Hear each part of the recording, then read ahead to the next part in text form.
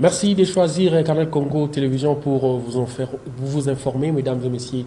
Bienvenue dans cette grande édition du journal. Au Kasaï central, 500 ex-réfugiés congolais rapatriés d'Angola ont reçu des titres parcellaires et un marché moderne dans le cadre d'un programme de réintégration durable soutenu par les Hauts Commissariats pour les réfugiés HCR en partenariat avec les autorités provinciales du Kasaï central. La cérémonie présidée par le gouverneur Joseph Moïse Kamboulou s'est tenue en marge de la journée mondiale du réfugié. Ces bénéficiaires avaient fui la RDC entre 2016 et 2017 à la suite de violences meurtrières provoquées par l'insurrection de la milice Kamwina Sapou dans l'espace Kasaï.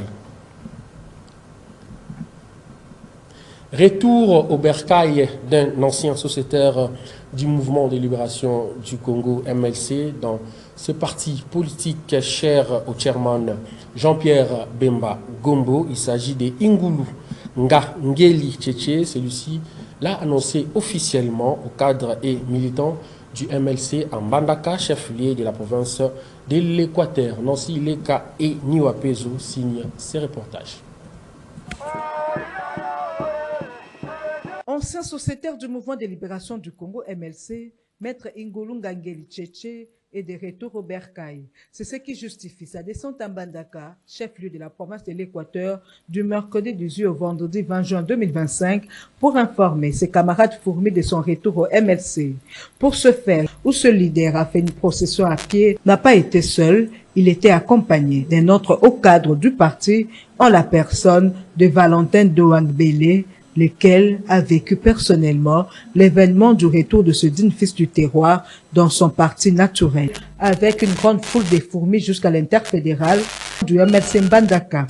Sur place, l'enfant prodigue du parti cher au chairman Jean-Pierre Bemba Gombo a fait un discours axé sur l'unité des fourmis, le réarmement moral de la base et l'adhésion de ceux qui hésitent encore de rejoindre cette grande famille politique qu'est le MLC.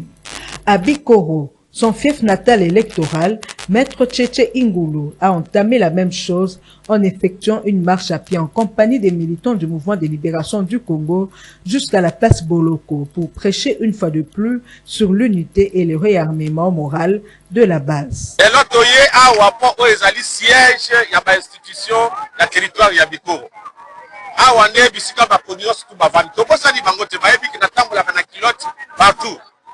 Lelo tuyaki tosuka awa tozalaki lobi na Mbandaka tozali bino bomulende bayambaki biso lelo pe bayambi biso awa donc na to rendre compte de l'activité oyo ekosalema na niveau ya basecteur ya biso nyonso misato ya bana misato ezobanda kala bakosuku bayebi ke tobanda kopesa bangulu tozongela bilanga misala na biso nyonso tu eza kobanda tobosani bango te lelo tuyaki awa po tolancer officiellement kozonga na biso na kati ya ndako na biso papa ayambi biso.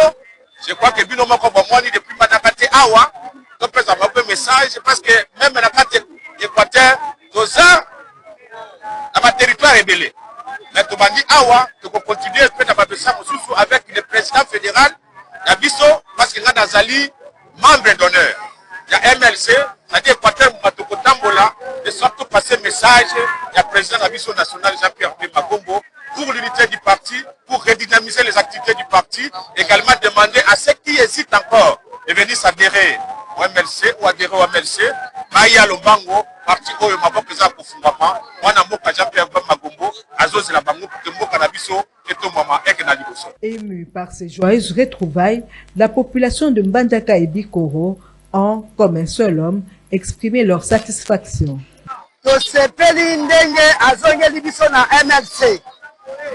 aya kotembo la PMLC biso ba mama catholique biso ne ba mama biso to sepeli mingi to kutu to pesinza be merci liboso to pesinza be merci na lolenge loye na no mwana na biso longoti bosika te akomi na Mbandaka na nzela wana ya mabe akomi biso la bikolo nzabe azwa luku to tondi ya bobele botondo eloko oyo ya bokonzi eutaka se na nzambe yango wana biso tozali kosambela nzambe tozali kotuna epai ya nzambe akembisa ye apesa ye nzoto makasi apesa kopesa ye bokonzi ya solo oyo nzambe ayangelaki ye po te aya kobikisa ekolo oyo balobaka après social oyo asalaka développement bana mikolo bazala toujours na unité oyo aza na posa ya développement de droit de mikolo fédéral ya MLC bana équateur mamela mbandaka toyambie na eserodo. Comme on le voit,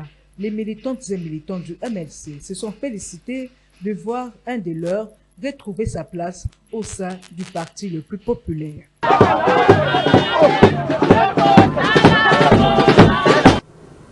La jeunesse estudiantine du MLC, du mouvement de libération du Congo, est prête à faire échec à l'ennemi qui veut clouer son président national. Ces jeunes se sont réunis autour du coordonnateur de la Ligue de jeunes interfédérales du MLC, le docteur Jean-Denis Lianza Balako, qui a éveillé la conscience de ces jeunes face à cette situation d'agression qui traverse la RDC. Regardez.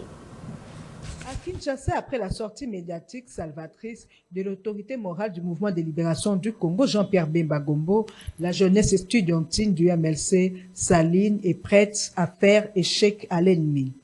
Une activité inédite organisée le week-end entre les étudiants et le coordonnateur de la Ligue de jeunes interfédérales du mouvement de libération du Congo a eu lieu entre les jeunes et le docteur Jean-Denis Lianza Balako. C'était une occasion pour le coordonnateur interfédéral d'éveiller la conscience de la jeunesse face à cette situation d'agression que traverse la RDC. Aujourd'hui, nous avons réuni le membre du mouvement de libération du Congo, étudiants et étudiantes, pour lancer un message qui va dans le sens du soutien à notre président national Jean-Pierre Bemba Gombo qui, depuis sa dernière sortie médiatique, a laissé couler beaucoup d'encre.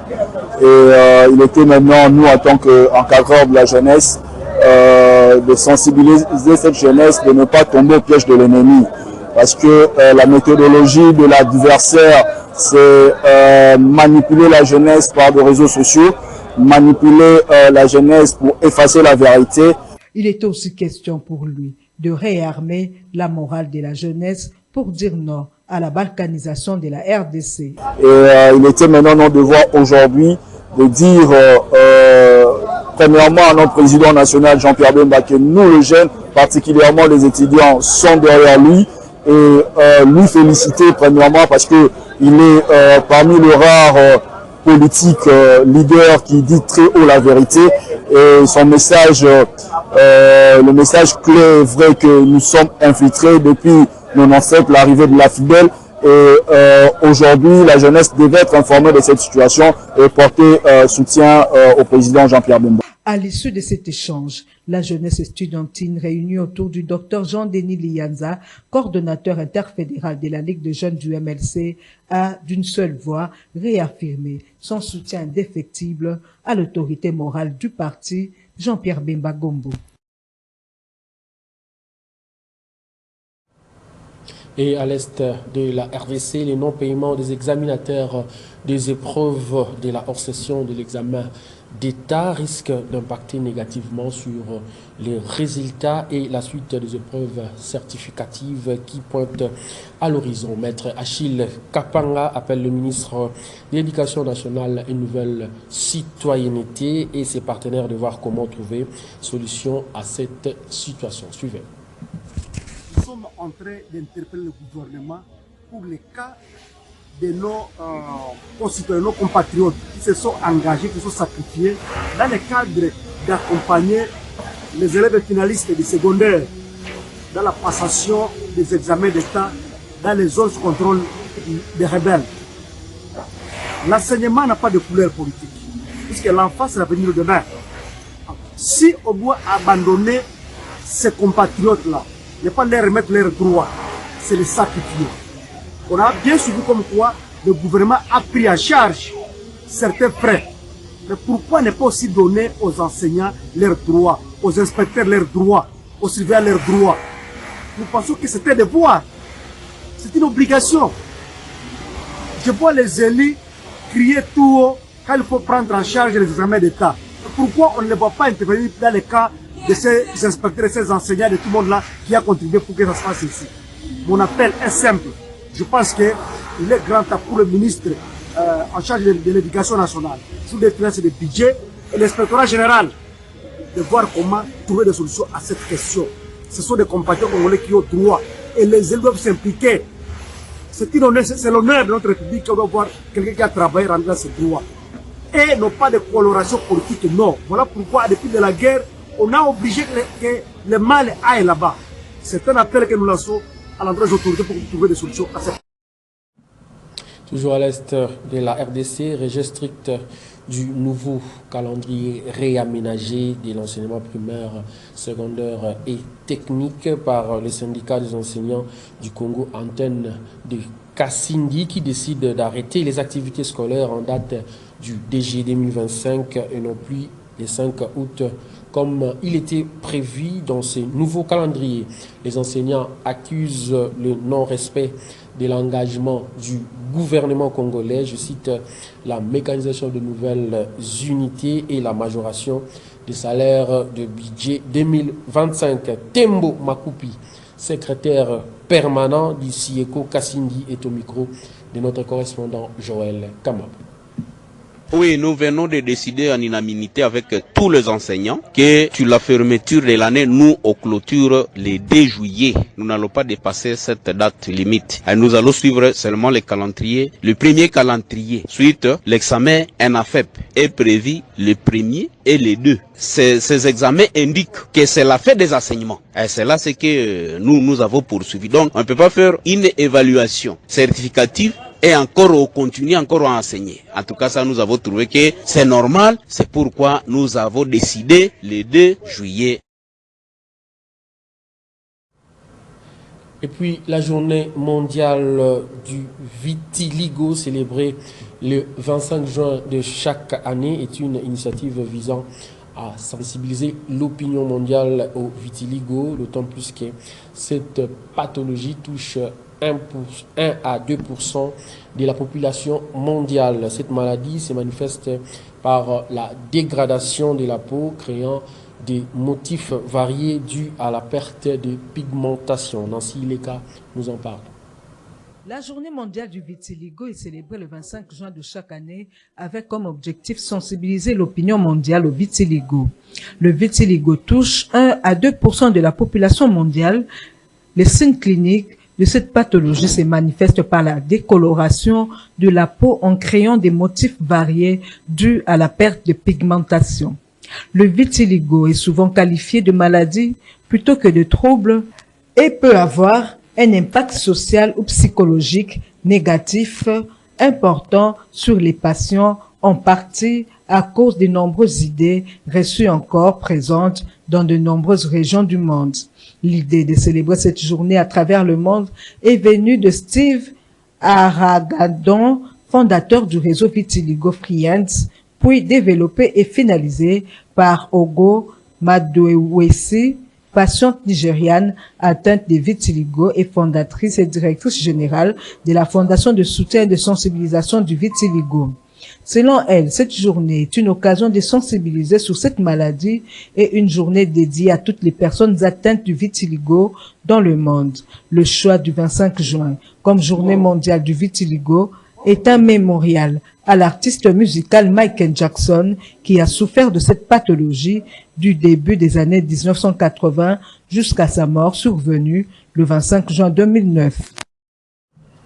Revenons à Kinshasa où l'insécurité bat son plein dans la ville-province de Kinshasa. Nous sommes ici au quartier Kingabwa dans la commune de Limete où la population s'inquiète par rapport à sa sécurité. Les jeunes délinquants communément appelés Koulouna font la loi dans cette partie de la capitale. Ce mercredi 25 juin 2025, les habitants des quartiers environnants ont assisté à un affrontement entre des bandes rivales des C-hors-loi au niveau des avenues Bouka, Kitessi et Kouilou. Suivez ces constats établis par Blati Ngondola. L'insécurité poursuit son bonhomme de chemin en République démocratique du Congo en général et en particulier dans la ville-province de Kinshasa qui devient un quartier général des malfrats.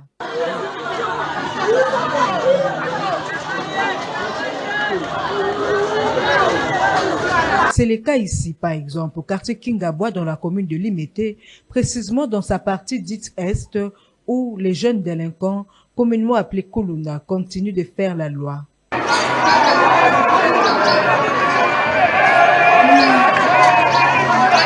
Situation qui plonge les habitants de ce quartier dans le désarroi et plusieurs d'entre eux en sont victimes. Curieusement, des violents affrontements ont éclaté ce jour entre les bandes des gangsters de ces hors-la-loi des avenues Bukakitesi, autrement dit siège, la bande des gangs à succès dénommée Kambongama et ceux habitant l'avenue Kwilu. Ces violents combats ont duré plusieurs heures. C'est là avant l'arrivée des agents de l'ordre qui ont ouvert des coups de feu en vue de disperser ces Kuluna.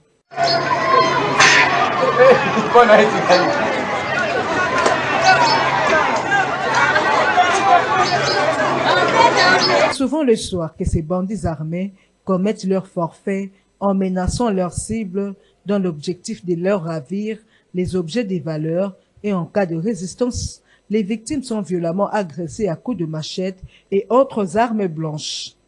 Face à cette situation qui panique la population au quotidien, la police est donc invitée à agir pour mettre fin à ce fléau qui ne fait que prendre de l'ampleur du jour au lendemain.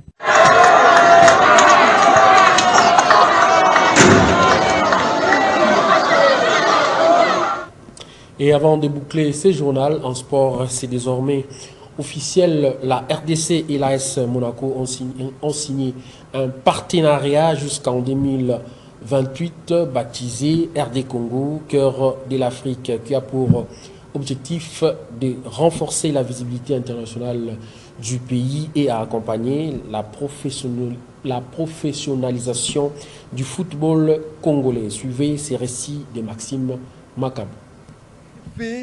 La République démocratique du Congo et les clubs de football de l'AS Monaco ont signé un partenariat inédit baptisé RD Congo au cœur de l'Afrique, destiné à renforcer la visibilité internationale du pays et à accompagner la professionnalisation du football congolais, ont annoncé conjointement le deux parties mercredi.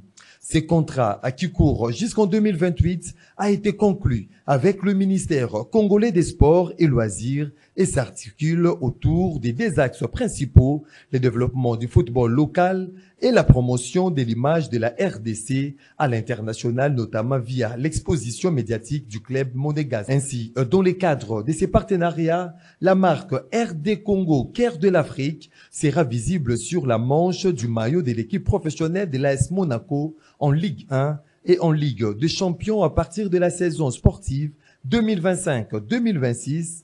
Elle apparaîtra également sur le maillot des équipes de l'Académie, groupe élite, U19, U17, ainsi que sur le support digitaux et physiques du club qui revendique plus de 26 millions de suiveurs sur les réseaux sociaux.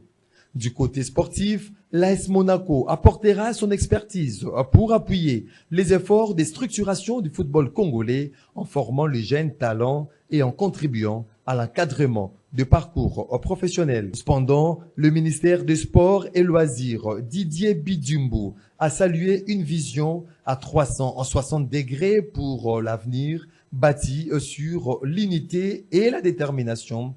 Avec le soutien du ministère de la Culture et du Tourisme, il a mis en avant la dimension sociale et que le ministre des Sports et Loisirs, Didier Bidjumbu, a salué une vision à 360 degrés pour notre avenir, bâtie sur l'unité et la détermination.